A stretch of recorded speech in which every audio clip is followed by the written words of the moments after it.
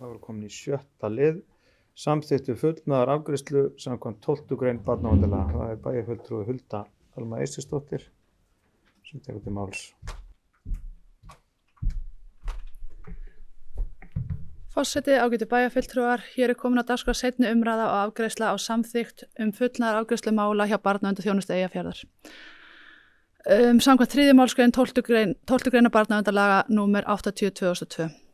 Ég legg til að bæjarstjórn samþykkt þessa og feli lögfræðingi velferðarsviðs að senda hana til mennta- og barnamálaráðuneytis til staðfestingar og birtingar í stjórnartíðindum.